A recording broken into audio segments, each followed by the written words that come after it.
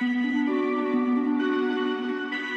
guys, and welcome back. Today I want to talk a little bit about a behind the scenes topic of art that I've been thinking a lot about lately. So I try to be as introspective as possible as I can be when I'm creating pieces so I can figure out things that I can do better to make them better and make my process better. But I've been really getting a lot more self-focused as of late with that, with how I feel about my artwork, and hopefully I've been really trying to find where the root of some of the negativity that I do have, where that comes from, where these less pleasant feelings I have towards myself as an artist as well as my art comes from. And one of those things that I've only recently really figured out is there's a certain way that I have let social media manipulate the way that I think of new ideas. And I've really tried to get a better grasp on why that is and what can I do to counteract that. So specifically for me, and this may be something that some of you have experienced as well, or at least have experienced things that have been similar, but I have found that I've given myself this really lofty requirement where every time it comes time to create a new piece, I have to think of something that's different and unique and extra special. And I say that, but pretty much most of my pieces aren't that. Of course they're not that. It does take something extra special to be extra special, but I hold myself against that every single time it's time to create a new piece of artwork. And what that does is that it means that at least twice a week I sit down and I basically just get frustrated at myself because I think of ideas that I'm interested in, and they're iterations of things that I've explored in the past. They're things that I love and I'm very interested in, but I force myself to move on from that because I'm thinking all these things. I'm thinking, okay, well, you just did just a portrait, so you can't do another portrait again, and you've already done a skull thing recently, so you can't do that. You have to move on to something else, and you have to do this and this and this, and it has to be amazing. And there's just all of these requirements of new stuff that I'm supposed to do with my piece that it doesn't allow me to do what I'm actually interested in that moment. And it just fills me with a lot of unpleasant feelings about my sketch and my abilities. It makes me feel like, well, if I can't come up with a ton of new great ideas, then I'm not a real artist, and I'm not a real good artist, and I can't be doing this. But I've been lately realizing how incredibly unhealthy that is. I mean, for one thing, when you look at other artists, whether they're contemporary or they are these amazing masters from the past, artists explore themes and they explore ideas over many pieces of artwork. Many artists have years where lots of their artwork have similar themes to it, and they look like they belong in a series, in a set.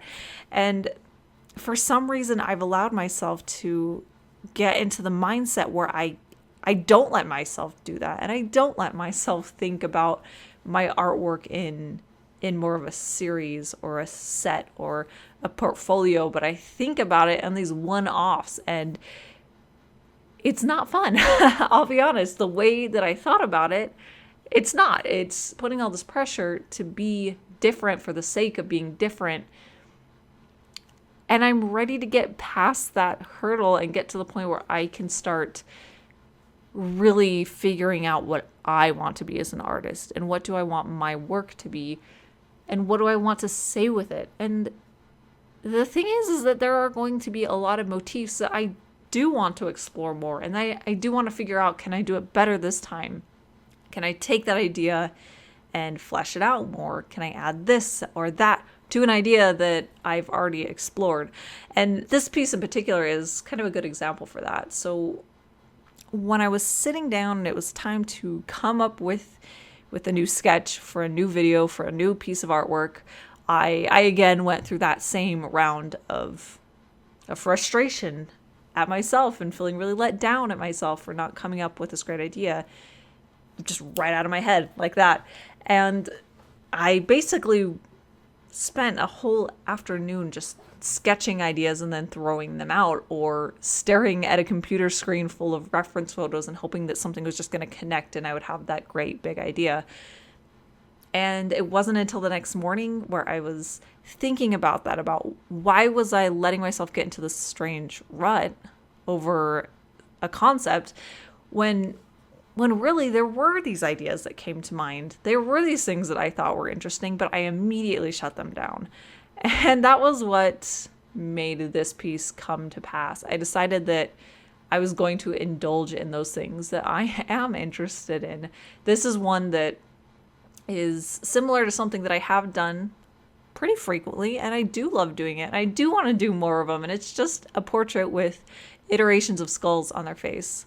It's pretty simple, and I love being able to include little small magical details, and that's what this one was. I just thought, okay, well, you know what?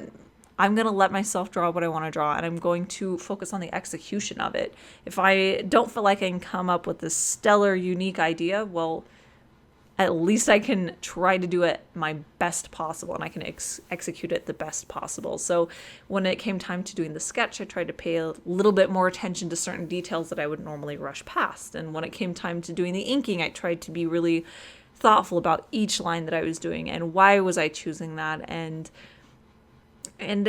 I think that in a lot of ways it was a breath of fresh air. It was reconnecting me to the way that I used to like to draw and the way that I used to create, where I would let myself do what I wanted to do and enjoy the process again. And it felt really exciting to be able to get that idea down, but also to be able to finally get a grasp on this thing that's been haunting my thoughts for years now, really, where I was letting this like little ghost that's hovering over my head, I was letting that dictate what type of artwork I was doing, to the point that it meant that I didn't feel like I had a cohesive voice as an artist, and I'm ready to change that now. So it's really exciting to be able to be at a point where at least I've figured it out, I've acknowledged it, and now it's time to put the things that I have figured out and learned into an actionable plan. Okay, so if I were to not make a distinct plan, I think that it would probably go either two ways. I would just continue down the path that I am currently on, which is berating myself for not coming up with new ideas or feeling like I can't come up with new ideas. Or I would go down the completely opposite but definitely wrong path of just being reiterative, where I don't explore new ideas, which is absolutely not what I want. I want to grow and I want to explore new things, but I want to get a chance to explore fully the ideas that I am interested in. So I think what I need to do is I need to think of a concept and a world where I can create lots of pieces that fall under one sphere of design. So I think that what I need to do is have, the number that comes to mind is 12, though I don't know if that'll stick, but maybe 12 pieces of artwork where each one focuses on a character, and all of these characters belong to the same world, so we'll have similar ties and connections as far as visual cues, things that I can put in each piece of artwork to help tie them together, or at least parallels of similar things in one and then into the next, which, by the way, I absolutely love doing. I love creating pieces of artwork that go together and finding these similar but not exact ways that I can connect them together. So that's something that I love doing, and I would love to explore more. So yes, I would like to focus on the characters and what their actual story is and their involvement in that. And I think that that's something that I can hopefully be a little bit brave and push myself past what I normally do, where I just kind of envision a person. I would like to maybe write a little snippet of their story and their background and just a little bit about them that would go with each piece and that would connect them all together. And that, I think, is my project. It's really kind of loose right now because it's all very conceptual, but I think that might be the ticket to me letting myself explore things that I am really excited about and not feeling guilty about it being a repeat, even though I know that in many cases they aren't just a direct repeat of what I've already done. So yes, that's my plan. I'm going to spend a little bit more time finessing that and figuring out what exactly it's going to be, and then I will report back to you guys on my actual definitive plan and who these characters are going to be and what exactly I'm going to do to make that a reality.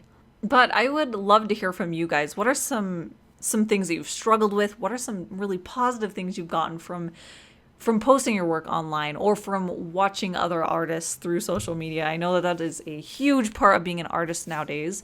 It certainly is for me, obviously, but it comes with a lot of negatives and positives. So I'd love to hear what your experiences with it, some of the things that you may have struggled with in the past with social media. And that is it for today. I do have the original painting as well as prints available of Haunted Dreams, and I'll have a link down in the description that'll take you over to my art shop. And I also have an announcement for next week. I will be cutting out the Wednesday video, and in place of that, I would like to try Twitch streaming again.